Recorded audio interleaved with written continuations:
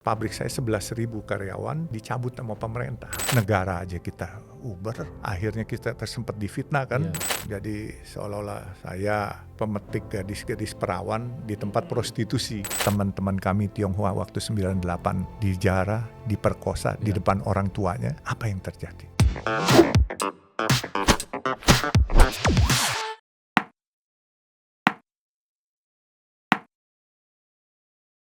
Wah, hari ini saya bersyukur banget bisa ketemu Pak Yusuf Hamka, Pak Haji. Siap. Kita ketemu di Metro, abis itu ketemu di Abdi Waluyo. Abdi Waluyo. Terus saya surprise banget, Pak Yusuf masih inget. Wah, Ingat. ini memang orang baik, memang luar biasa. Ya karena saya ada janji sama Bapak. Ada janji ya? Kan karena Bapak hari itu nawarin, Pak Yusuf kapan podcast di tempat saya. Terus kemarin saya lagi lihat artikel Bapak, saya lihat, iya, saya masih punya utang nih, janji sama beliau nih, saya bilang. Akhirnya saya cari Bapak. Terus telepon, nomornya kok plus 66. Iya, nomor Bangkok. Plus 66. Tapi Pak Yusuf boleh sharing nih, apa kira-kira yang membuat Pak Yusuf tertarik untuk hadir nih hari ini di Behind the Business? Sebenarnya pertama yang membuat saya tertarik adalah Pak Tom pribadi, karena saya janji dan menurut saya Pak Tom selama ini kita ketemu di Metro Pak Tom seorang yang cerdas dan very santun, dan setiap Bapak menanya orang tidak menyudutkan orang, memberi ruang untuk berbicara bebas, sehingga saya pikir ya udahlah, saya toh juga bisa sharing ilmu di Pak Tom, nggak ada salahnya. Dan apalagi Pak Tom ini kan banyak membantu UMKM segala dengan pelatihan. Siapa tahu sedikit ilmu saya yang tidak cerdas, tidak pintar ini bisa diberikan kepada orang lain supaya bermanfaat buat orang banyak. Wah, thank you. Jadi Pak Yusuf, ini karena topiknya Behind the Business, kita bahas bisnis dulu ya. Oke, silakan. Ya? Apa aja boleh, Pak. Ini pertanyaannya kita langsung yang hot dan paling banyak ditunggu-tunggu. Jadi Pak Yusuf, kan ada kasus gugatan 103 triliun. Yes. Dan ini kedengarannya besar, rumit, dan boleh nggak dijelasin secara sederhana kasus NCD ini apa sih sebenarnya? Gini, ini sebenarnya harusnya lawyer yang ngomong, tetapi saya boleh bicara sedikit lah. Ini persoalan memang terjadi tukar-menukar. Dulu Citra Marga punya surat berharga. Oke. Oleh direktur keuangan kita, ditukarlah dengan waktu itu perantaranya PT Bakti Investama. Oke. Yang membawa itu. Nah, kita punya barang, yaitu ada surat obligasi CMNP dan ada MTN CIC. MTN CIC. Iya. MTN itu apa tuh, Pak? Medium term note. Yang kita beli waktu itu, CIC jual kepada kita. Nah, ditukarlah barang ini dengan NCD. Yang barang kita, obligasi dan MTN ini sudah dijadiin duit, sudah dijual. Udah dijual. Sama yang bersangkutan, yang menerima tukaran itu. Iya. Kita yang terima NCD ini pada saat jatuh temponya nggak bisa jadi duit. Alasannya? Dijual pun nggak laku karena banknya sudah beku operasi. Oke. Kemudian kalau nggak salah dicoba digugat, dituntut, ternyata banyak melanggar peraturan Bank Indonesia. Oke. Di antaranya NCD itu BI hanya membolehkan jangka waktunya 2 tahun maksimal. Ini 3 tahun. Dan tidak boleh valuta asing menurut BI, harus rupiah. Ini harus berupa rupiah. Valuta asing. Nah, sehingga ya itu melanggar ketentuan Bank Indonesia. Jadi sehingga mungkin hari itu kita juga mengabaikan selama 20 tahun sampai pada saat itu akhir Desember 2024 ada pemegang saham yang di dalam rapat umum pemegang saham itu mengatakan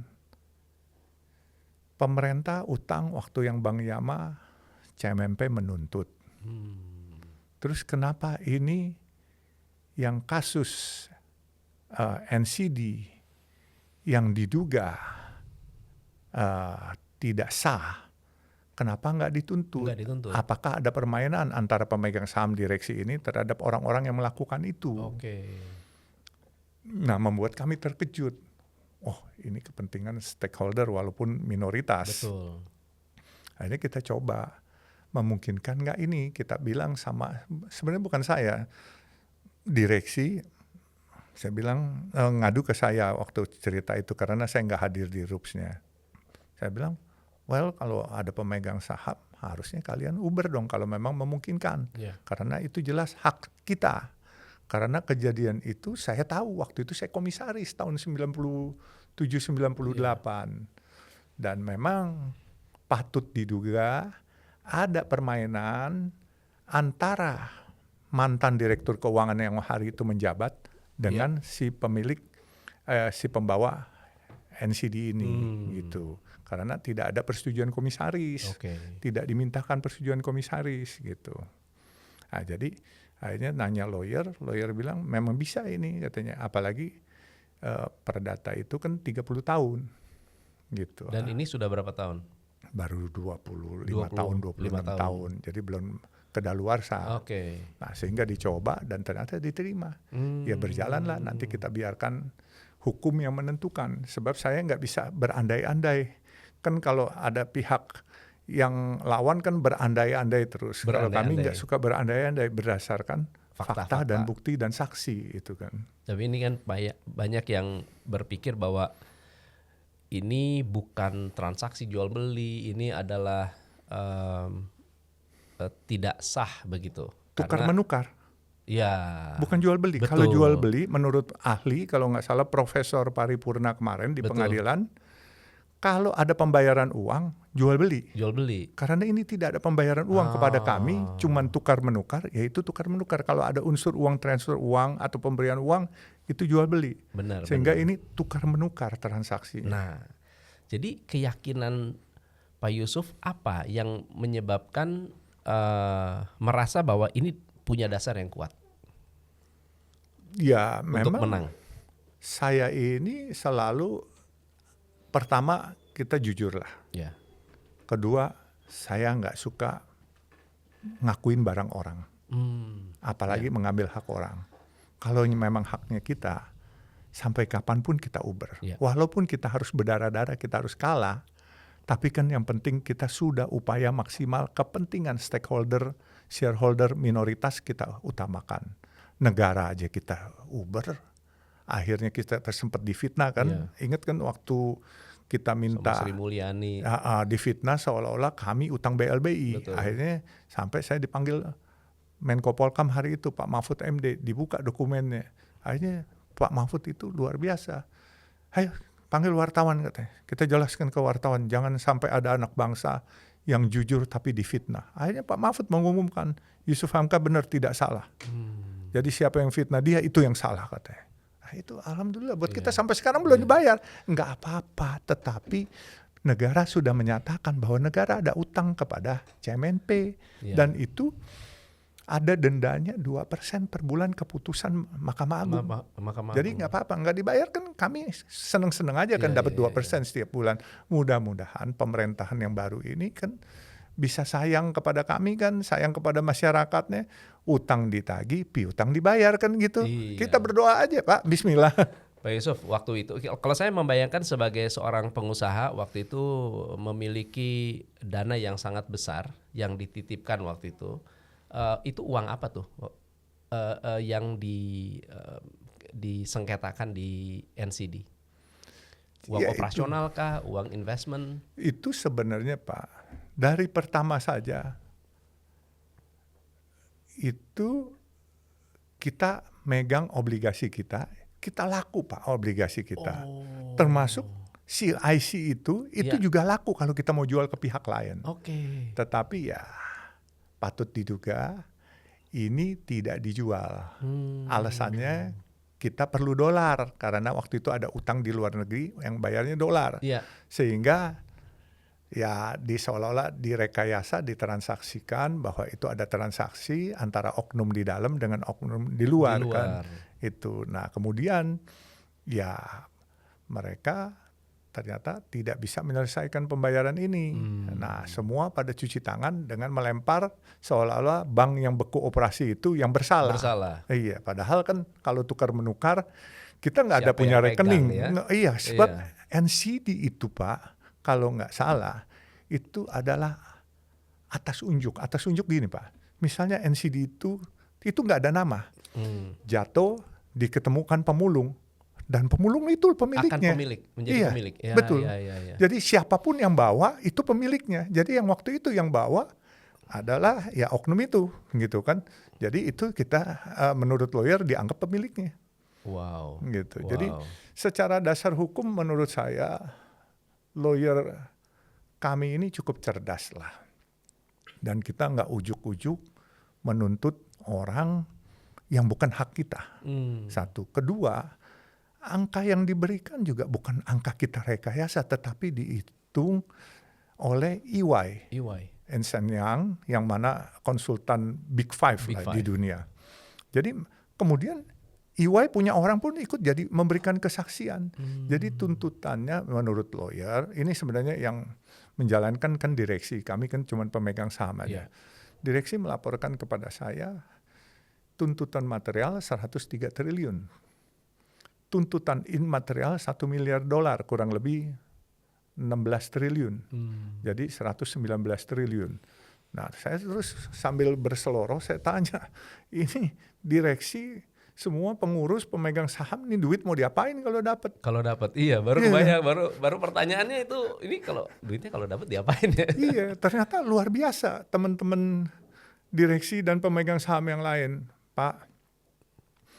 Itu kalau memang benar dapat, tolong dipikirkan satu, misalnya ada aset-asetnya dulu si A dizolimi sama perusahaan ini, si B dizolimin, itu 2 dipulangin ya Pak katanya. Terus yang lainnya kalau bisa bantu buat pemerintah Pak, baru bayar lawyer fee Pak. Kalau bisa perusahaan nggak usah dapat apa-apa Pak katanya. Kan luar biasa. Saya bilang enggak lah, perusahaan harus dapat supaya memberikan value kepada pemegang saham. Ada apa sih pemanisnya lah, sweetener ya gitu kan. Sweetener. Tapi saat itu ketika kehilangan uang segitu besar, perusahaan nggak goyang saat itu? Alhamdulillah nggak goyang, dan saat itu kebenaran si pembawa NCD ini masuk sebagai pemegang saham tahun 2000 kali atau 99 atau 2000 dia masuk sebagai pemegang saham dan pengurus. Terus berusaha direkayasa sehingga di pengadilannya semua diatur, tetapi ya itu kembali tidak ada kejahatan yang sempurna. There's no perfect crime. Ya, yes. Tidak ada kejahatan yang karena sempurna. Karena pasti Allah nggak ridho.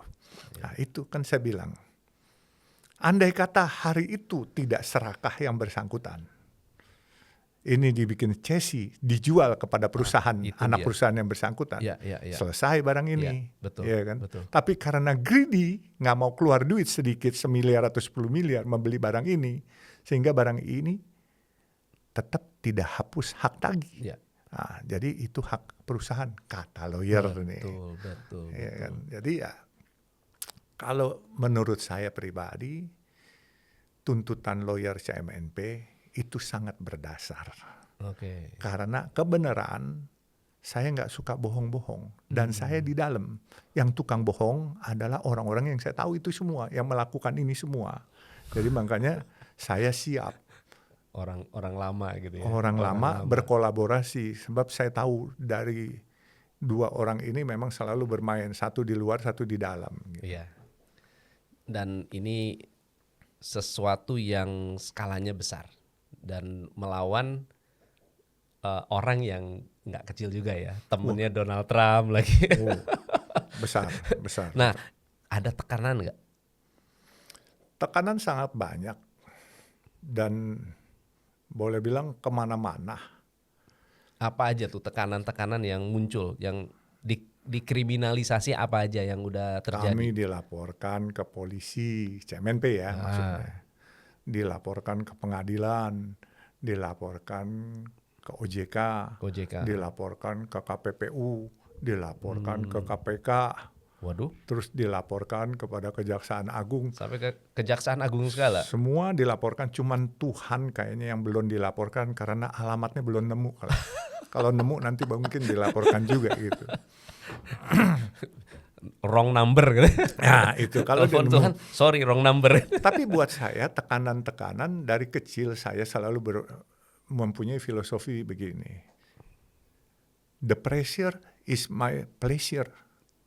Jadi tekanan itu adalah hiburan buat saya. Itu luar biasa sih. Karena kalau nggak dibuat hiburan, kita jadi orang bodoh. Jadi enjoy. Begitu ada tekanan, berarti Tuhan sedang menguji kita dengan sesuatu kekuatan baru. Itu aja nikmatin. Ini anak muda mesti denger nih. Sekarang anak muda Pak, ditegor dikit langsung healing. Baper. Terus langsung ke psikolog. Bilangnya kena mental. Wah, ini mesti ngalamin nih yang dialami oleh Pak Yusuf. Udah kena kriminalisasi, dipanggil Kejaksaan Agung, pressure-nya juga gila-gilaan. Yang kacau tuh sebetulnya yang buat saya juga, saya ikut panas ya. Hoax sana sini, wah segala macem tuh. Sampai ada satu media Pak, media itu isinya tentang Bapak, mungkin dia ngefans banget. Sampai dibikin pakai AI ya, berita-beritanya wah tidak berdasar lah, apa segala macam. Bukan hanya yang sifatnya di bisnis, tapi juga sampai ke ranah pribadi, dan itu fitnah yang luar biasa sih. Tapi buat saya gini loh Pak, menghadapin fitnah-fitnah begitu, sebagai ya seorang beragama kita. Setiap macam perbuatan jelek dari orang lain yang fitnah kepada kita, satu adalah menggugurkan dosa-dosa kita. Di agama saya itu diajarkan. Kalau kamu difitnah, itu adalah Tuhan sedang menggugurkan dosa-dosa kamu. Jadi dosa saya dicuci tuh Pak, dengan fitnah itu. Kedua, alhamdulillah, itu kan orang tahu sekarang manusia kita, apalagi masyarakat Indonesia sudah sangat cerdas. Benar. Dia tahu yang mana yang benar, yang nggak benar. Ini cuma basar-basar bayaran. Akhirnya mereka tambah sayang kepada saya dan tambah populer saya. Iya, tambah terkenal. Tambah terkenal. Jadi blessing, thank you for the buzzer gitu kan. Ya, tidak ada yang viral yang tidak ada manfaatnya ya. Iya, jadi macam-macam Pak. Jadi seolah-olah saya pengemplang pajak, benar, penggundul hutan, terus saya pemetik gadis-gadis perawan di tempat prostitusi. Tempat prostitusi lagi. Iya. Mana ada yang perawan Pak, tempat prostitusi. Tempat prostitusi sudah ada tuh yang perawan ya. Makanya aneh. Jadi mau cerdas lah ya kan, mau jadi buzzer masuk akal gitu. Terus orientasi seks putri saya katanya, orientasi seks putra saya. Ntar orientasi putri saya sedang hamil katanya, orientasi seksnya katanya beda. Makanya aneh-aneh, lucu-lucu. Iya. Jadi ya nikmatin aja. Buat saya apalagi teman-teman saya yang mengenal saya tidak akan percaya omongan jelek apa, iya kan? Jadi let it go aja, nikmatin gitu. Pak Yusuf kan tadi banyak cerita tentang tekanan. Ngomong-ngomong, Kejaksaan Agung bener berani meriksa apa enggak? Oh, kita harus percaya Kejaksaan, bukan hanya Kejaksaan Agung yang meriksa. Iya. Kita udah diperiksa sama semua pihak, jadi menurut saya itu audit gratis dari negara. Kita berterima kasih, apalagi kan kita lihat prestasi Kejaksaan Agung kan sangat amanah sekarang ini. Benar. Luar biasa kan prestasinya. Kita harus percayakan Kejaksaan Agung yang sekarang, KPK yang sekarang, pokoknya aparat penegak hukum yang sekarang di bawah pimpinan Pak Prabowo pasti amanah. Yang salah pasti ditindak. Yeah. Yang benar nggak mungkin dizolimi. Serahkan saja kepada Kejaksaan Agung, dan saya yakin teman-teman di Kejaksaan Agung juga akan memeriksa dengan baik, karena mereka juga sudah ke lapangan, mereka periksa. Kan biasanya kalau tanah kita bebasin. Betul. Ya kan, silakan. Saya nggak ada yang kenal dan nggak ada yang cawe-cawe, semuanya diperiksa. Sedangkan kontraktor kami juga BUMN, yaitu Wijaya Karya. Jadi nggak ada yang aneh-aneh lah. Insya Allah Baba Alun tetap amanah Pak. Saya nggak mau Pak kerja abu-abu apalagi hitam. Saya mau kerja putih. KPK, OJK, pengadilan juga saya dituntut segala macam. Dituntut segala macam dan hampir semua bisa jadi 100% ya sekarang ya, bisa 100% dikatakan. diaudit. Cuma enggak 99% kali. Yang satu ke Tuhan, Pak. Tuhan Alamatnya punya, belum. Ya. Iya. 99% dicari kesalahan nggak dapet. Alhamdulillah. Jadi berita atau laporannya itu tidak terbukti ya. Saya pikir gitu, biarkan saja. Kan mereka pakai aparat semua segala macam suruh periksa. Untungnya kecerdasan ini kan bukan milik orang pintar saja, tapi orang-orang yang pasti disayang sama Tuhan diberi kecerdasan. Dari awal saya tidak mau Pak kerja abu-abu atau hitam. Makanya saya bilang, Tuhan memberikan kepada saya satu kesempatan dan negeri memberikan kepada saya satu kesempatan yang lebih besar lagi. Masa saya mau hianati negeri ini, ya kan?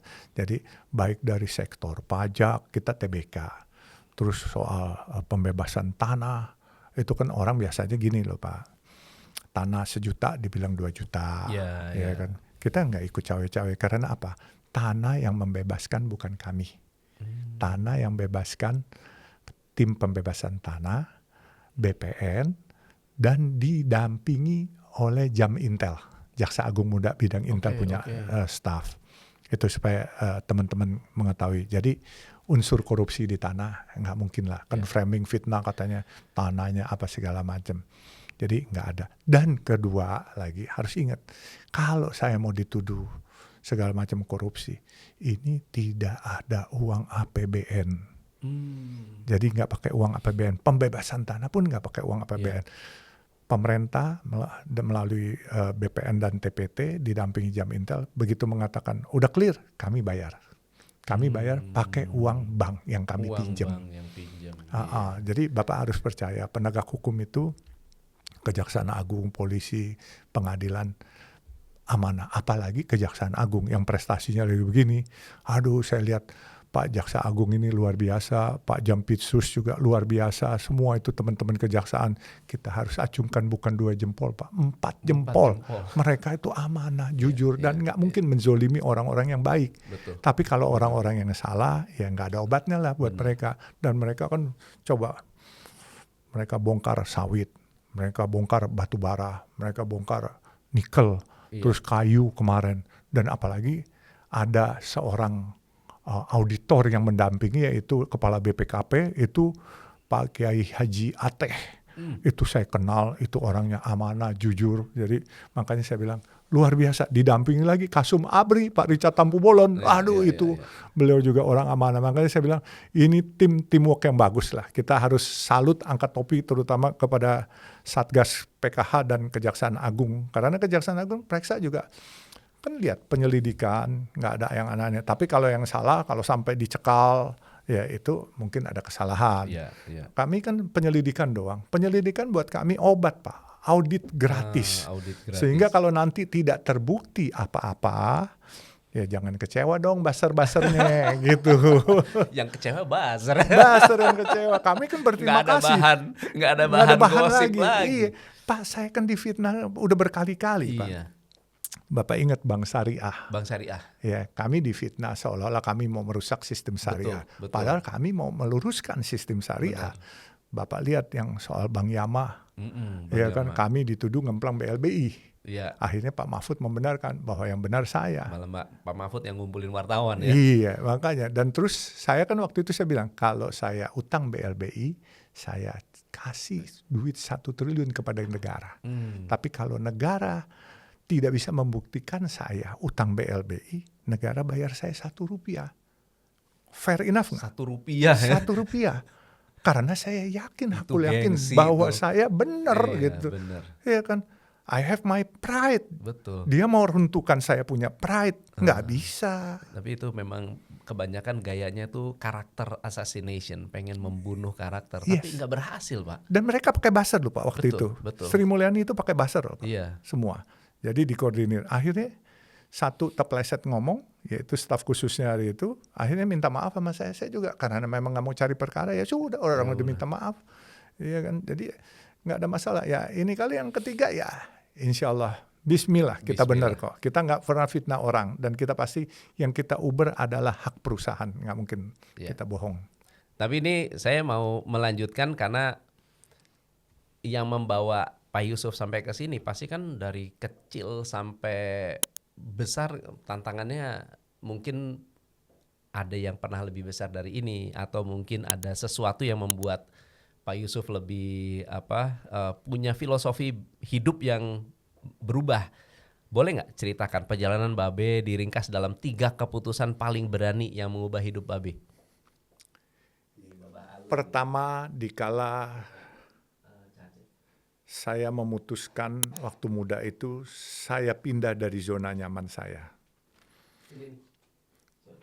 Zona nyaman saya waktu itu saya di Jakarta, sampai teman-teman saya itu boleh bilang anak-anak geng semua. Anak geng? Ya. Anak geng tuh gimana maksudnya? Dulu ada geng yang terkenal, geng Siliwangi, geng Alamo, geng Berlan. Preman. Jadi anak itu, bandel nih ceritanya. Anak bandel. Dari saya itu teman-teman saya semua. Bahkan di Kebayoran, tapi saya nggak sempat masuk.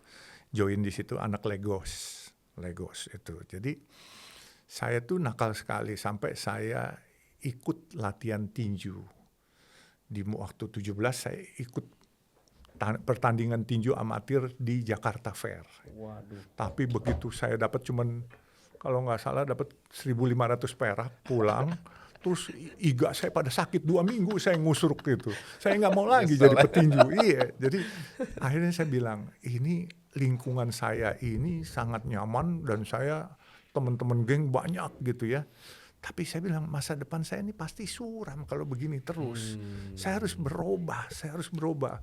Bagaimana? Akhirnya saya minta izin sama ibu bapak saya ingat itu.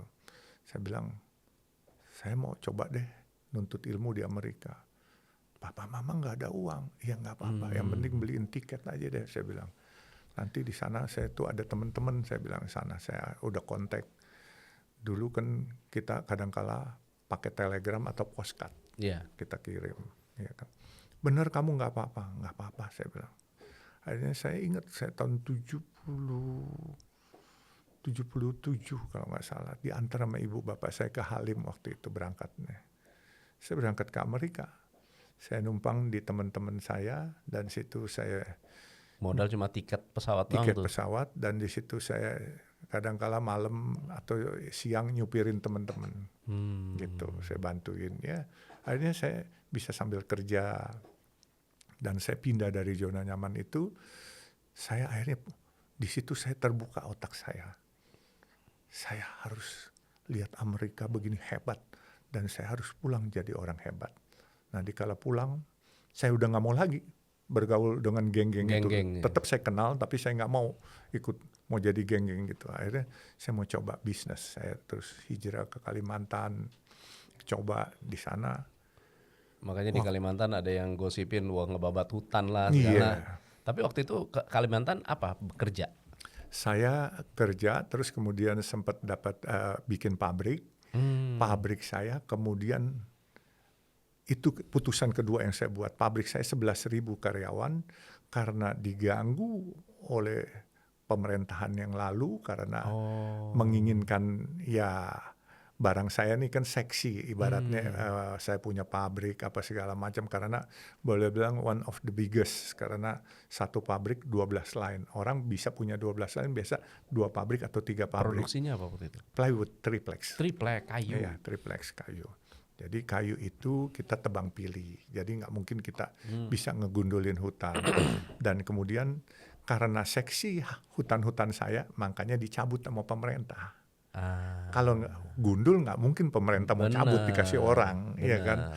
Dan dikasih kepada pihak lain, ya zaman dulu bisa ya. Zaman gitu dulu naga-naganya dulu lah. Naga-naga dulu ya. Tapi ya sudah. Tapi buat saya yang naga-naga yang merebut itu pakai tangan-tangan pemerintah, akhirnya masuk penjara Nusa Kambangan dan meninggal kan. Ya kan, saya nikmatin, saya masih sehat aja. Siapa sih waktu itu? Bob Hasan ya? Ya. Jadi Bapak cukup tahu lah ya kan. Makanya saya bilang, jadi keputusan kedua hari itu adalah waktu diintimidasi, mau menyerahkan baik-baik atau mau di stop layanan administrasi. Jadi keputusan kedua hari itu saya rapat, waktu itu dengan almarhum Pak Solihin GP. Pak Solihin GP. Itu kan beliau masih di Sesda Lobang. Saya bilang, Pak, saya ngaduin nih begini. Coba saya ngomong sama Pak Harto dulu. Waktu ngomong sama Pak Harto, beliau sempat dimarahin. Nah, terus saya rapat lagi, Pak, daripada kita mati pelan-pelan, nanti membuat malu kita. Mumpung kita ada dana, saya mau mati harakiri. Waduh. Jadi pabriknya kita tutup, saya bilang. Dan kita ada duit bayar pesangon kepada buruh. Kalau nanti jawab juga ya. Kalau nanti nggak ada, ya akhirnya 11.000 karyawan kami berhentikan, kami bayar pesangon. Bedol desa mereka pulang ke kampungnya. Ada yang dari Jawa Timur, Jawa Tengah, ada yang dari Sulawesi, semua. Ya sudah, dari Flores nggak bisa kita tahan. Tapi ya sudah, tapi kan yang penting kami nggak ada utang. Nggak ada utang ke pemerintah, nggak ada utang ke vendor, nggak ada utang ke buruh. Itu keputusan kedua yang dalam hidup saya yang saya ambil, saya berani melakukan. Dikala orang mau kita mati pelan-pelan, kita harakiri aja. Tapi kita nggak ninggalin utang. Pasti shock mereka ya. Shock dan orang kaget.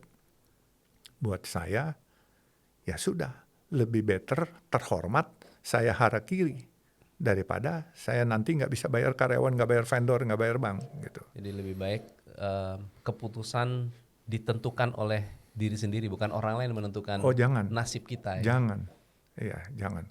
Kalau orang lain yang menentukan nasib kita boleh dengar nasihat orang lain. Ya. Tetapi keputusan harus ada pada diri kita. Ya. Iya. Nah, Bapak tanyakan 3 dalam kehidupan saya.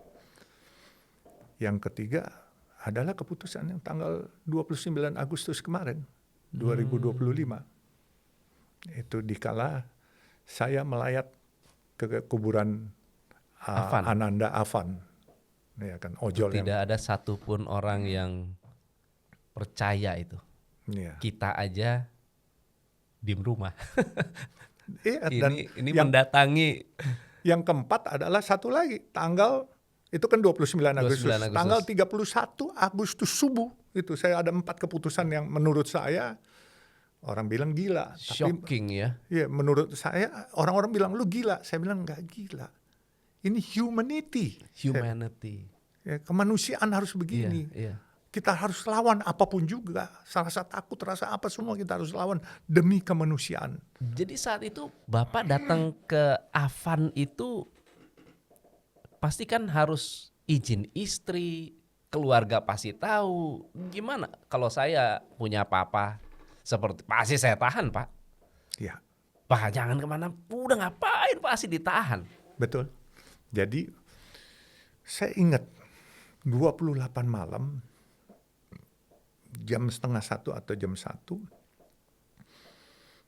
istrinya Denny Sumargo, Olivia, itu WA saya. Pak, katanya, yang Afan yang kelindes ini meninggal, Pak. Densu lagi ada di rumah sakit Cipto, Pak. Bapak mau datang nggak? Densu bawa sumbangan nggak? Sudah bawa, Pak. Ya udah, saya besok aja. Sebab saya kenapa besok? Buat saya kan saya udah uzur nih umur. Kalau malam begadang nanti saya sakit nggak produktif. Kedua, saya kan pengalaman nih Pak beginian. Peristiwa 98 saya tahu, peristiwa Tiananmen saya lihat semuanya. Jadi saya menunggu pagi sambil saya melihat apa yang akan terjadi. Nah pagi saya lihat di berita Bapak Kapolri sudah datang, Pak Gubernur sudah datang, ya kan. Saya kepengen datang, tapi saya hari itu mau ke kantor dulu, mau nanda tanganin surat. Di waktu saya lewat dekat bundaran depan Arya Duta, saya mau ke Kuitang, lewat mau ke Sunter, ditutup. Saya tanya kenapa ditutup sama petugas polisi di sana. Markas Brimob lagi diserang, katanya. Betul. Waduh. Itu Kuitang lagi rame banget. Diserang siapa? Massa yang ojol katanya. Waduh, langsung insting saya mengingat peristiwa 98, peristiwa Tiananmen, dan saya langsung bilang sama supir saya, balik, kita mau ke rumah duka. Wah. Karena saya berpikir dari Cipto sudah lari ke rumah duka. Saya telepon teman saya di DKI, waktu itu Pak Sigit, waktu itu. Karena beliau kan pasti tahu kegiatan Pak Gubernur. Saya bilang, Pak Sigit, beliau asisten pemerintahan. Izin Bapak, Gubernur tadi pagi ke sana. Iya, Pak Sigit tahu nggak lokasinya? Itu tahu Ji, katanya biasanya. Tahu Ji, kita karena memang dekat karena beliau bekas wali kota Jakarta Utara. Saya bilang, di mana? Di Blora katanya. Boleh nggak kirimin locationnya? Boleh. Terus nggak lama dikirimin, semenit kemudian locationnya. Saya bilang sama supir saya, balik kita, daripada macet nggak bisa liwat, berangkat kita ke sana. Supir saya bilang, Pak mau kemana? Ke rumah duka Afan. Dia bilang, jangan Pak. Supirnya pasti takut Pak. Iya, terus nggak lama Pak Sigit nelfon lagi, Ji udah berangkat ke Karet Bifak katanya. Udah kita ke Karet Bifak. Terus saya cek sama orang saya yang ngerti medsos, saya nggak ngerti medsos. Saya bilang, udah di mana? Itu bener Karet Bifak Pak, ada 150.000 ojol, pemotor katanya ke Karet Bifak. Ya udah, saya bilang sama supir saya, udah kita ke Karet Bifak, ada 150.000 masa ojol di sana. Dia nangis supir saya, Pak, jangan Pak, Bapak harus lapor sama ibu sama anak-anak dulu. Ngapain lapor sama ibu sama anak-anak? Ya minta izin dulu. Lah, gue kepala rumah tangga, lu suruh gue ini. Udah bismillah, saya bilang, orang dan Naiwatul niatnya baik. Saya bilang, saya kan mau sana kan mau menghadiri pemakaman. Jangan Pak. Dia nangis, saya bilang, udah gini, kalau lu suruh gue lapor sama nyonya, saya bilang sama istri saya, ntar kalau udah di sono, kalau gue kenapa-napa, gue harus mati syahid di sana. Sudah ke saya percaya, kalau kenapa-napa saya pasti mati syahid di situ. Lu baru lapor sama ibu. Dan nanti makamkan gue di situ sekalian iya, jadi lo nggak usah ini. Dia nangis Pak, sampai di depan Le Méridien itu macet Pak, itu ratusan ribu kendaraan. Akhirnya saya bilang, udah gue turun sini, lu cari parkir. Saya bilang gitu sama supir saya berdua doang, ya kan. Dia bilang, Pak nanti saya ke sana, lu ke sana mana bisa masuk, itu orang padat. Ya pokoknya lu parkir. Akhirnya saya turun, saya panggil ojol. Semua pada kenal saya bilang, ayo saya mau ke pemakaman. Wah Pak macet Pak katanya, nggak apa-apa, bisa masukkan motor, bisa katanya. Aturin masuk, akhirnya pas masuk di sana, saya bayar ojeknya, dia bilang nggak usah bayar, kata ojeknya, coba. Bapak nggak usah bayar katanya. Dia ikut turun, dia tuntunin saya Pak. Dia tuntunin masuk ke dalam. Ya? Dikawal saya ke dalam. Ayo tarik-tarik dikawal. Saya dalam hati, nggak ada apa-apa tuh, malah saya disambut sebagai sahabat. Orang lain pakai pengawal, pakai tentara, pakai ajudan. Iya, saya enggak tuh. Sendirian tuh. Iya, dikawal malah sama teman-teman ojol yang ngawal saya. Terus saya ketemu satu teman, Sespri Kapolda, yaitu Kolonel Hasbi di sana. Saya kaget, dia pakai baju dinas. Saya bilang, Hasbi, di salam saya. Aduh, Bapak nggak apa-apa. Aman-aman katanya. Dia bilang, ya udah ya, hati-hati. Saya bilang, malah saya ketakutan dia malah ketakutan saya, lucu tuh. Dia ketakutan saya kenapa-napa, saya ketakutan dia kenapa-napa gitu. Sekarang itu Sespri Kapolda, Pak Hasbi namanya, kalau nggak salah sekarang jadi sekretaris Pak Karyoto waktu itu, Pak Hasbi. Nah, akhirnya saya datang ke pemakamannya, rupanya keluarganya pada kenal saya, termasuk kakeknya. Dipeluk saya semua, disuruh duduk dekat situ. Mereka lagi kasih speech, Pak Anies speech, terus ada Rike Oneng, kasih speech. Nah, terus saya kan sebagai pengunjung biasa aja, saya nggak minta mau speech atau apa. Tahu-tahu keluarganya minta, Pak Yusuf tolong katanya, kasih sambutan. Nah, di situ saya minta supaya kasus begini tidak terulang lagi. Dan saya minta teman-teman ojol, ya hati boleh panas, tapi kepala harus tetap dingin. Dan kita harus jaga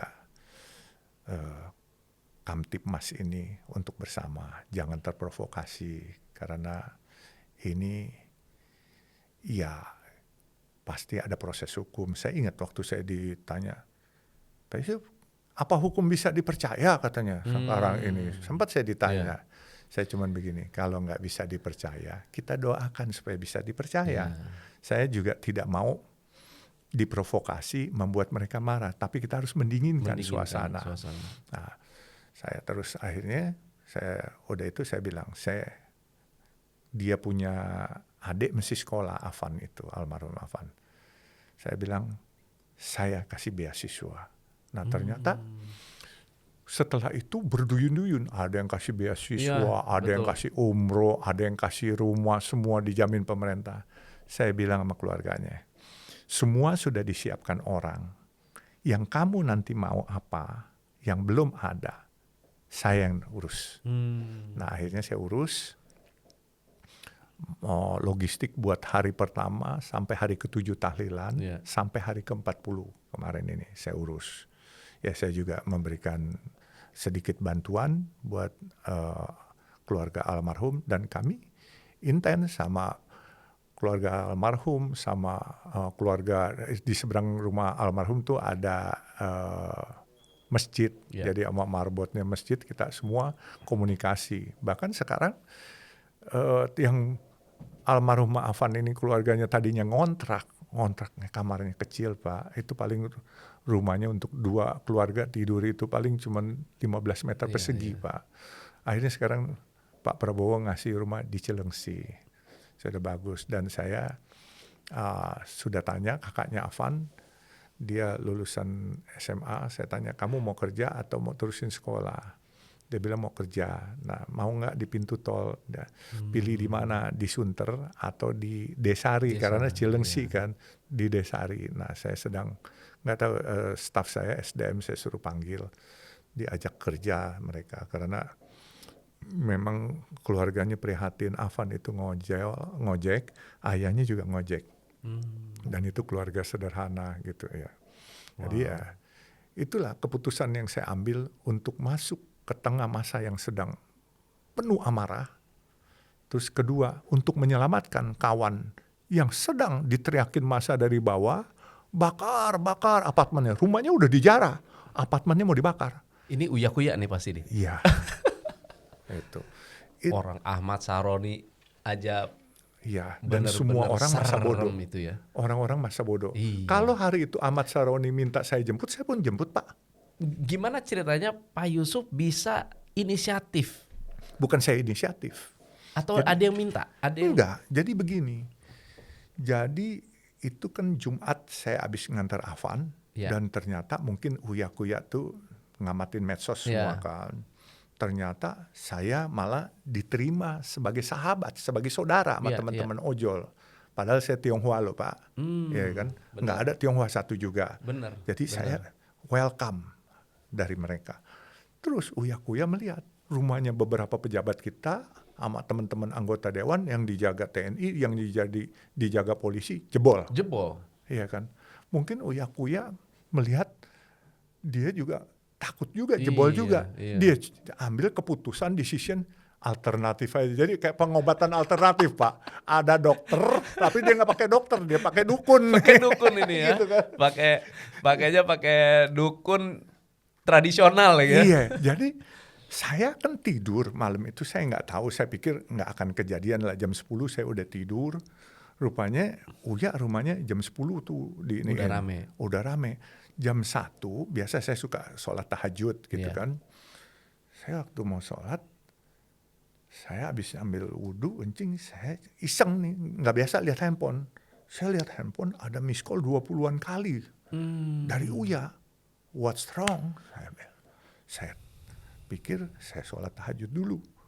Habis sholat tahajud saya telepon. Diangkat. Mas Uya, kenapa Mas Uya? Rumah saya sudah dijarah habis Pak Yusuf.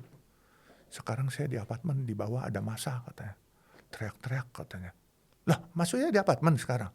Iya katanya. Gimana ya Pak Yusuf? Dia cuma nanya saya bagaimana, dia nggak minta tolong. Saya bilang gini Mas Uya, if you trust me, saya jemput Mas Uya. Kalau Mas Uya percaya saya. Tapi kalau Mas Uya bukan percaya, supir lagi tuh. Iya, enggak. Supir pulang kan weekend. Supir pulang, dia ke kampungnya di Bogor.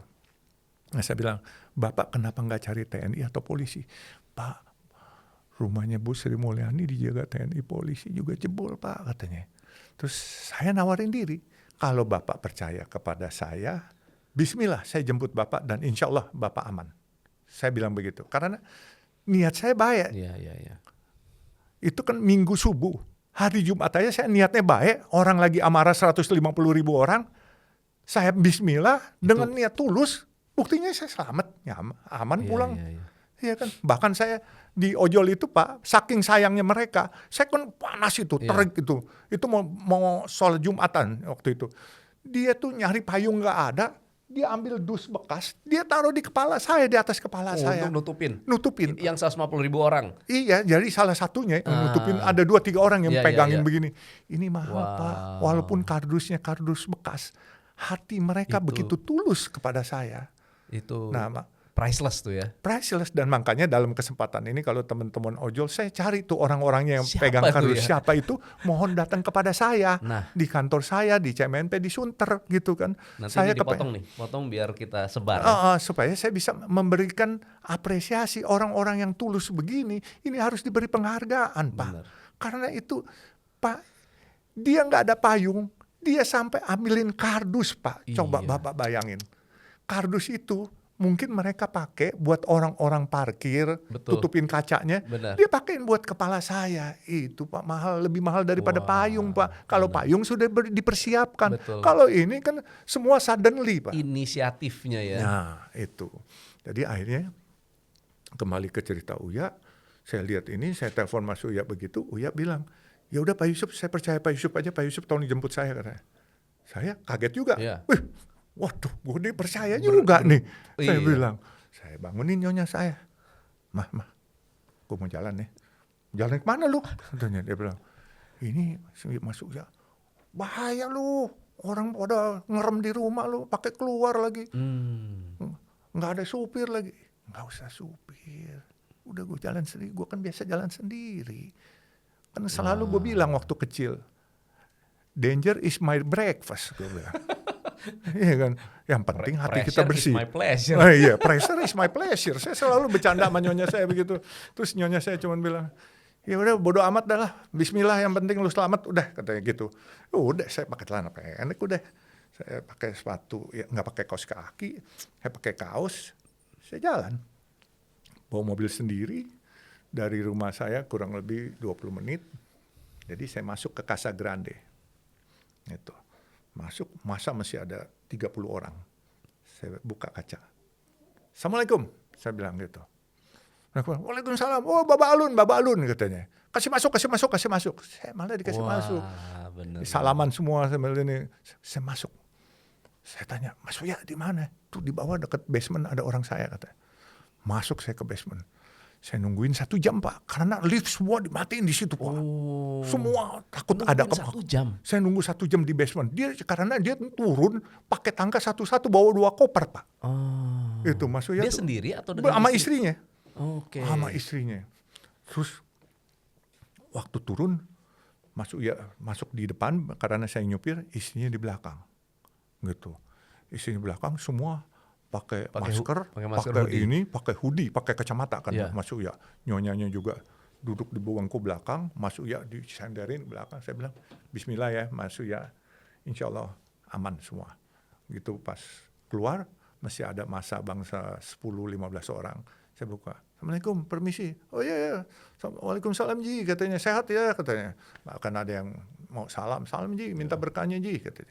Ya udah, jangan terprovokasi ya, jaga negeri kita sendiri ya. Saya bilang gitu.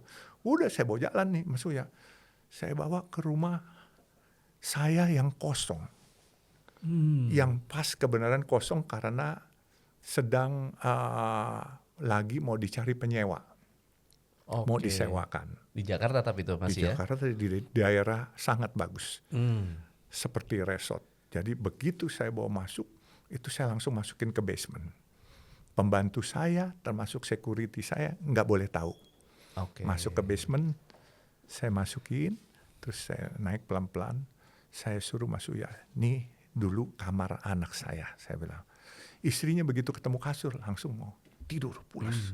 Mas Uya masih tegang, saya bilang, Mas Uya istirahat bentar. Saya bawain makanan Mas Uya. Saya pesan aja dari Gojek, jangan, nanti orang tahu di mana Mas Uya.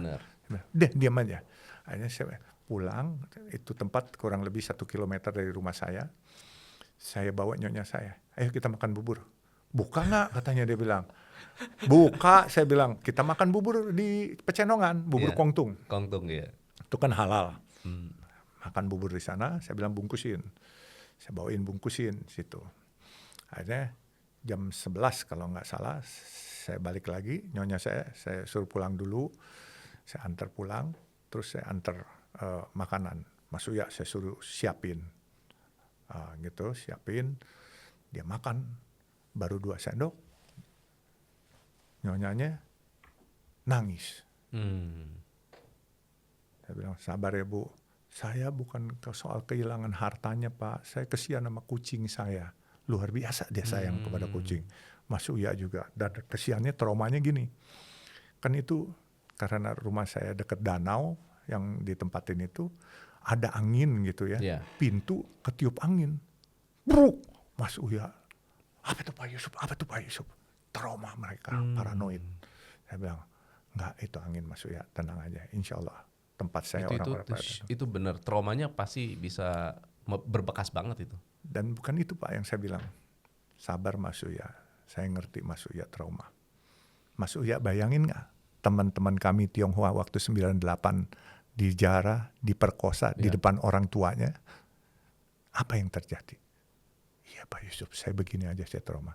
Makanya Mas Uya, nanti insya Allah persoalan ini beres semua. Yuk kita sama-sama, kita wajib jaga negeri kita. Kita harus bersatu.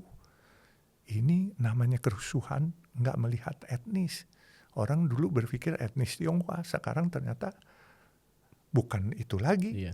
Dan yang lucu saya bilang, dulu kami dibantu, saya banyak menyelamatkan waktu 98 itu teman-teman Tionghoa ke teman-teman kami yang Muslim minta bantuin gitu. Kita ungsikan ke masjid, ke musola, ke rumah-rumah penduduk. Betul. Nah sekarang tanggal 31 Agustus kami menyelamatkan teman-teman. Iya kan? Jadi saya bilang ini udah siklus alam. Siklus alam. Ya, jadi kita nggak bisa lepas tangan kalau ada kerusuhan sosial. Bodoh amat itu. Ini masalah humanity lagi Pak, kemanusiaan. Saya nolongin Mas Uya, masalah kemanusiaan. Saya kagak dibayar, kagak apa.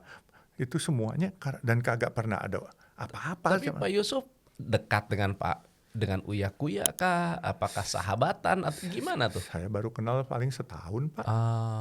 Saya baru kenal setahun.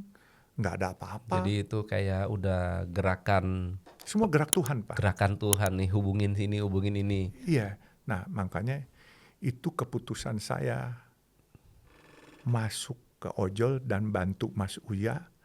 Itu adalah pembuktian bahwa bila kita baik dengan rakyat, baik dengan masyarakat, rakyat pun akan baik dan sayang kepada kita. Ya, ini coba Bapak lihat, saya seorang Tionghoa loh Pak. Saya masuk kepada masyarakat ojol yang mana kita tahu. Kalau ada marah kepada pemerintah, ada kebijakan-kebijakan pemerintah yang salah, yang jadi sasaran selalu aset-aset orang Tionghoa. Betul. Langsung properti orang Tionghoa. Provokasinya begitu. 29 Agustus, 31 Agustus, tidak ada satupun aset orang Tionghoa. Betul. Jadi masyarakat kita makin dewasa. Makin pintar ya. Dan untungnya saya datang ke masyarakat ojol, saya bilang jangan diprovokasi. Betul. Indonesia negeri kita tercinta, tempat kita mencari nafkah, tempat kita berbakti, dan tempat kita di akhir hari untuk meninggal dan mati di sini. Jaga, saya bilang. Jadi mereka semua sepakat. Jadi ojol itu luar biasa keren. Nggak mau diprovokasi. Jadi nggak ada yang bisa bakar sundut-sundut segala macam Pak. Dia nggak gampang juga. Mereka mau menggerakkan orang yang udah ngerti ya dan udah maju ya pikirannya ya. Dan selain maju, saya datang. Jadi tidak ada Tionghoa yang tidak peduli. Ada Tionghoa yang peduli kepada mereka. Betul. Pak, hari itu kan di medsos Bapak tahu. Daftar list 9 naga, orang-orang Tionghoa semua udah ada targeted. Benar. Tapi begitu saya masuk ke jantung orang yang sedang amarah Pak. Itu yang nggak gampang ya. Nah inilah saya bilang kemenangan saya 51 tahun saya bergerak di pembauran bangsa, saya dapat pada hari itu. Hari bukti ya, itu satu bukti itu. Iya, termasuk saya jemput Uya, masa yang sedang marah sama Uya, saya buka pintu, Bapak Alun kasih liwat. Coba, ini buktinya. Dan saya berasa saya nggak sia-sia. Makanya saya kembali. Kemarin siang saya ketemu beberapa jenderal TNI. Saya bilang, Mas, saya bilang, berdasarkan pengalaman saya, Mas sebagai penguasa nanti misalnya jadi panglima daerah ya, atau jadi komandan-komandan, Mas harus bisa memanfaatkan kekuasaan Mas untuk memberi penerangan kepada masyarakat. Karena Mas punya kekuasaan, Mas bisa panggil. Apa dia tanya? Kuncinya satu. Pakailah pagar hati, jangan pakai pagar tembok atau pagar baja. Apa tuh katanya? Gini Mas, kalau orang-orang pakai pagar tembok tebal, kita sudah lihat. Apakah rumah-rumah kemarin yang dijarah pagar temboknya nggak tebal? Tebal. Karena rakyatnya sakit hati, jebol. Tapi kalau rakyatnya, hatinya tercuri oleh kita, dia sayang, saya telah membuktikan. 98, Pak Tom. Rumah saya surrounding. Waktu itu saya tinggal di Pintu Besi. Itu Gunung Sari lagi dibakar. Pasar Baru Pecenongan dibakar. Mangga 2 dibakar. Mangga Besar dibakar. Saya dikelilingin. Saya mau jaga malam. Masyarakat di situ marah sama saya. Pak Haji istirahat masuk di rumah. Saya bilang, saya juga ikut jaga malam sambil saya bawa golok nih. Saya bilang, mereka bawa golok gitu. Udah Pak Haji tenang. Kalau ada yang macam-macam di sini, kami yang maju duluan. Jadi akhirnya saya istirahat. Saya bilang, saya istirahat ya. Terus saya bilang, boleh ya saya siapin makanan buat kalian. Boleh Pak Haji katanya. Kita kasih kopi apa semua. Jadi pagi gantian saya yang jaga, mereka pada tidur gitu ya. Nah ada yang cerita lucu. Setelah peristiwa 98 itu kan Mei. Waktu itu ada peristiwa Ketapang, kalau nggak salah Oktober Oktober 98. Itu Ketapang lagi ini. Jadi semua mencekam karena kerusuhan sudah. Saya keluar dari Pintu Besi tempat saya ke Jalan Lauco. Saya bawa teman saya itu namanya Aca itu senior lah, lebih tua dari saya 6-7 tahun. Yuk kita keliling, kita lihat. Tahu-tahu sempat di perempatan Lauco, mendadak diberhentiin nih mobil saya. Saya naik mobil, saya ingat mobil itu Renault waktu itu. Diberhentiin, Renault Scenic yang solar. Diberhentiin pakai bangku yang biasa kita makan di warung-warung kopi itu ya. Dipalangin. Teman saya kencing di mobil nih. Dia pikir kerusuhan nih, kita mau diinin, ketakutan dia. Kenapa nih? Dia lebih tua dari saya, tapi dia panggil saya abang. Bang, waduh bahaya nih bang katanya. Saya bilang tenang, saya buka kaca. Kenapa? Dia palangin gitu. Pak Haji, di situ lagi ada kerusuhan. Pak Haji nggak boleh ke sono. Pak Haji kenapa-napa, pulang Pak Haji. Malah di backup ya. Sayang rakyat sama kita. Saya bilang nggak bisa, kagak bisa palangin. Malah masyarakat yang palangin nggak kasih saya lewat. Ya udah, bisa aja lu, saya bilang. Iya kita nggak mau Pak Haji kenapa-napa. Saya pulang lah. Terus saya bawa motor, ada motor temannya anak saya yang mana dia karena kerusuhan dia nggak berani pulang, dia bawa motor, dia jalan kaki, dia titip motor di situ. Kuncinya ada. Saya naik motor berdua. Saya keliling ke Pintu Besi, lagi ada penjarahan. Ke Gunung Sari, ada penjarahan segala macam. Akhirnya saya bilang, rakyat begitu sayang, apa sih yang saya perbuat? Betul. Saya berasa berbuat, ya kita harus saling kenal, kita harus saling isi, saling asa, saling asuh. Ya kan, kita bantu mereka sakit, kita harus berasa sakit. Kita sakit, mereka juga akan berasa sakit. Pak, orang-orang Indonesia ini kok baik kok, Pak, semuanya. Yang penting mereka tuh nggak suka orang-orang yang kasar. Ya bicara yang sebagaimana aja. Dan mereka juga nggak suka orang yang flexing. Yang apa adanya, jangan ada apanya. Gitu kan. Jadi itulah pengalaman hidup saya. Makanya saya bilang, keputusan yang saya buat yang 4 itu yaitu yang 2 sudah, terus yang ketiga ya 29 Agustus, yang keempat itu 31 Agustus benar-benar Pak, itu dua-duanya 29 sama 31 itu danger in action, benar-benar danger. Betul. Mission impossible. Yes, tapi to be possible. Nah, makanya saya bilang disinilah rakyat membuktikan bahwa bila orang itu sayang kepada rakyat, rakyat akan membalas dengan sayang yang lebih besar. Saya contohnya. Betul. Tapi kedepannya ada nggak sih pengusaha-pengusaha yang bakal tertangkap gitu karena mungkin melakukan penggelapan pajak? Menurut Wangsit ya, bukan menurut info ya. Wangsit saya pikir ini orang-orang yang ngebohongin di zaman Pak Prabowo sekarang bukan hanya disuruh bayar, disita barangnya untuk negara. Mau cepat sukses, mau cepat kaya, jalannya banyak Pak. Nipu, korupsi, bisa. Bisa, cepat tuh. Cepat. Tapi hanya di Top Coach Indonesia.